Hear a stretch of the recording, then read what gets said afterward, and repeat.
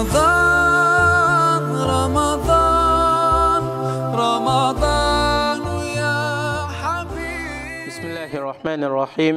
الحمد لله رب العالمين والصلاة والسلام على رسولنا محمد وعلى آله وصحبه أجمعين. أما بعد. Ramazandaki gündelik soğuğat şəraitinin özgürüşü bilen erlərinin sərxilləri meydana kelidi. Allah subhanahu wa ta'ala Kur'an-ı Kerim'de şundaq deydi. Euzu billahi mineşşeytanirracim.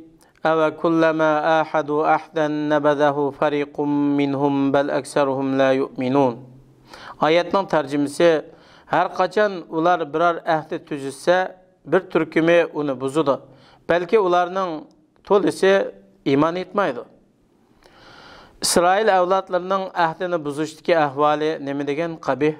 Ular her kaçan birer işqa ahdi tüzüsse ulardan bir kısmısı ahdiga vefa kılmaydı. Ahdini buzudu. Ularının bugün ahdi tüzse ahdi buzuduğanlığını görürsüz. Belki ularının köpçülüğü Allah'ın elçisi ve peygamberi Muhammed aleyhisselam ilip gelgen haqqın işenmeydi. Hasan ibn Ali radıyallahu anhu mındaqdaydı.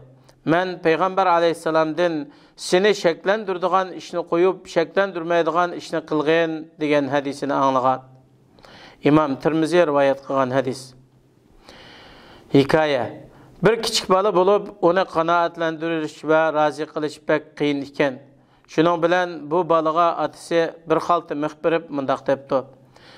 Sen micazın buzulganda yaki qandaq bir datalaş bolganda bağның yağaçlarına bir taldı mıhqaqqen depti. Oğul tüncü günü bağның yağaçlarına 37 tane mıhqaqıpti. Bir haftadan keyin oğul özünü qandaq kontrol qilishni bilipti. Qaqıdığan mıhlarning sanımı azlapti. Oğul özünü qandaq kontrol qilishning eng asan yo'lini bilipti. O bağның yağaçlarına mıhqaqqandımı asan edi. Oğul bağның yağaçlarına mıhqaqmaydigan günü bolganda atısının yeniği birip, әмді bağның yağaçlarına mıhqaqışның hacet qalmağanlığını bildiripti. Atısı onunğa, sen micazın buzulmagan günleri birip, yağaçlarga ilgiri qaqqan mıhlarını birden suğurup alğın depti. Oğul bağның yağaçlarga qıqılgan mıhlarının hemmisini suğurup ilip bolgandan keyin birip atısıga xabar qılıptı. Şunun bilen atısı oğlunu ilip bağdaki mıhqı qılgan yağaçlarının yeniği kelip oğluğa, oğlum sen yaxşı iş qıldın. Lekin yağaçlardaki mıhqı qılıp suğurulgan bu töşüklerge qarap baqqın.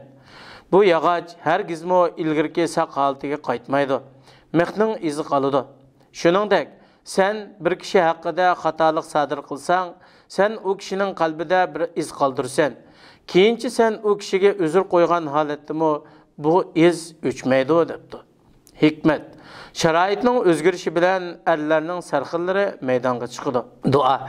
Parvardigarimiz bizni hidayet qılğınından keyin dillerimizni to'g'ri yo'ldan burib etmegin. Bizga dargohingdan rahmat bag'ishlig'in. Shubhisizki sen bandalaringga nihoyat bak rahmat bag'ishlag'uchisan. Nima uchun bugundan boshlab nachar odatlarni tashlamaymiz? Nachar odatni yaxshi odatga almashtirish uchun nafsimiz bilan kurash qilmaymiz? Agar biz bugundan boshlab Ramazan oxirlashib bo'lguncha odatimizni o'zgartirishni davomlashtirsak, Ramazanning oxirida özümüzde nayeti güzel bir özgürüşünü tapımız.